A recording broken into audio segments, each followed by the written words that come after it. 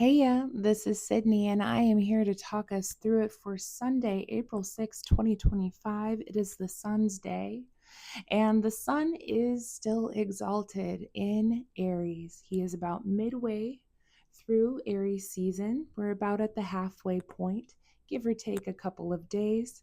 And we just had our quarter square phase. Now, I feel like today is going to be a little bit emotionally upsetting and potentially a bit dramatic in how we are expressing ourselves and the sort of confrontations that we might come up with today. And the reason why I say that is because at 4:08 a.m. Pacific Standard Time, and I know it's so early in the morning, who's even awake? We have that moon in Leo opposite Pluto in Aquarius. So this is me versus the we. This is a relationship, right? This is a relationship sort of energy, a being called into awareness around the ways that we're behaving that need to be given up. When moon comes and touches Pluto, Pluto, the great eliminator, right? The intensificator has us going deep into our emotional processes and asking us, hey, should you be behaving this way? Should this be the sort of habits that you're keeping here?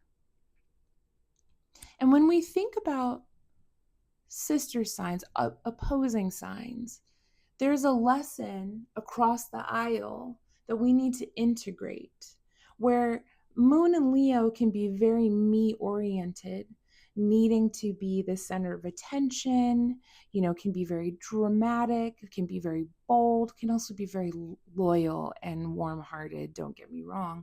But I'm talking about kind of the shadow aspects of Leo. When it looks across the aisle at Aquarius, which is very much about like collective, right? It is the needs of the many outweighs the needs of the few. It is calling on Leo to understand that yes, it is special, but everybody else is special too. And we have to allow everybody to shine in their own way.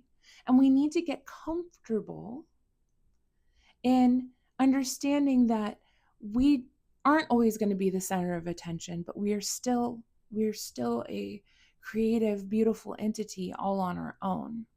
There's something about functioning as the I in a team with like the Leo Aquarius opposition here.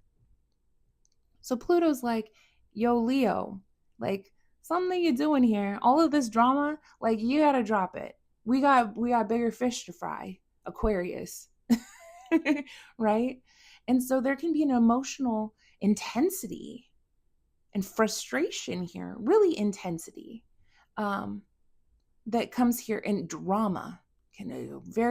This could be a very, very dramatic kind of feeling that we kind of is lingering in the sky when we come to in the morning.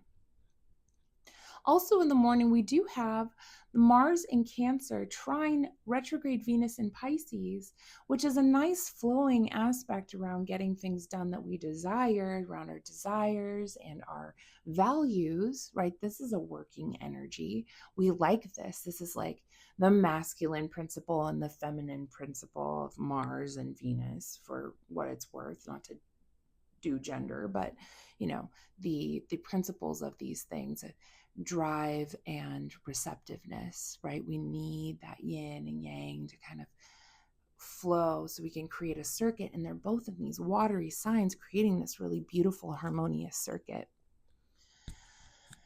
It's an intuitive trine, and I think it really allows us to connect inside of our relationships and what motivates them to be able to move forward. So that's a nice energy. So there's like these two things, this opposition and this trine. The opposition has the nature of Saturn. It's like, stop what you're doing. Pay attention, right? And then the trine is like, like Jupiter, it's just flowing through. So these two energies don't necessarily drive through the day, but I'm hoping that trine is going to help whatever comes up for us emotionally in order to have a free-flowing aspect in order to process that. And then we get some sort of like intuitive inspiration as to what that really means for us, I think around 10:05 a.m. Pacific Standard Time with that quintile to Uranus and Taurus. And it's two fixed signs that are very, I think about their sense of, fixed signs can be very much about their sense of security in the things that they need and want. They don't want to change. But I think that quintile to Uranus allows us to see maybe exactly what we need to change.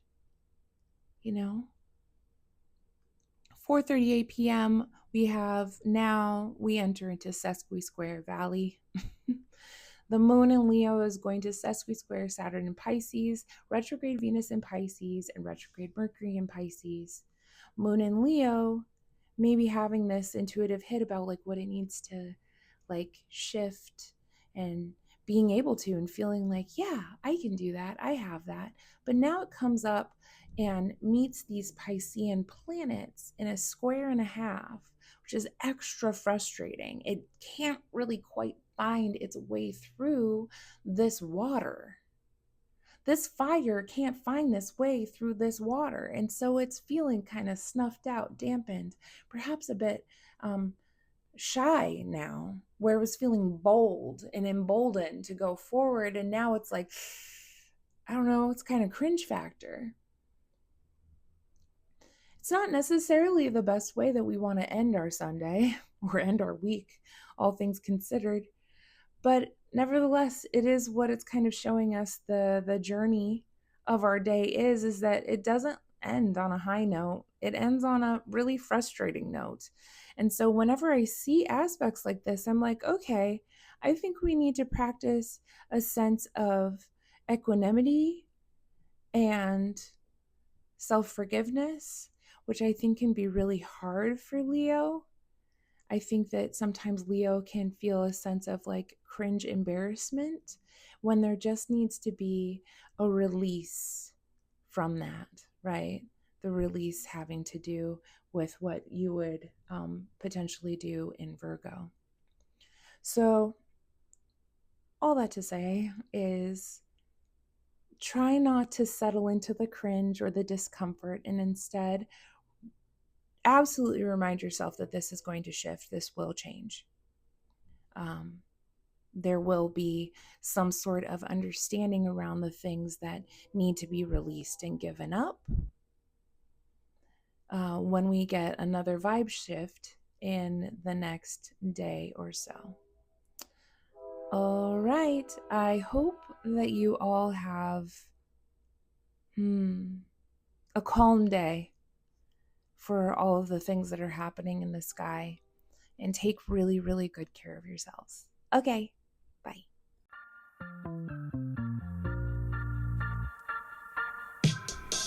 Hey, thank you for listening to today's Astro Weather with me. I'm Sydney. As a reminder, I'm always open to seeing both new and my beloved returning clients. My website is ddastrology.com. That is D as in dog, astrology.com to check me out, and just click the email buttons in order to schedule with me. If you're into a more conversational feel with your podcast and content, I have a podcast called BS Astrology with my fellow Mercurial Mommy Bender, and we put out episodes every Sunday for the week. Just search BS Astrology on YouTube or wherever you enjoy listening to your podcasts, including Spotify, Audible, and more. Have a good day.